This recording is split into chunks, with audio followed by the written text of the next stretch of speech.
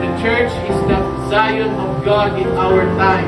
We must declare, we must proclaim, we must cry and shout the glory of God, for our God is great.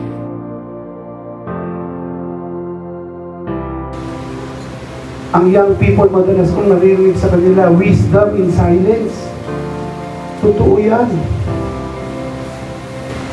Na sa pananahimik natin, meron tayong karunungan na natututunan.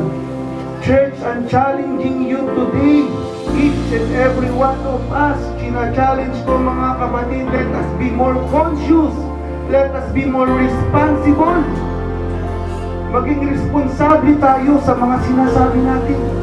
If we want to encourage, if we want to unite this body of Christ,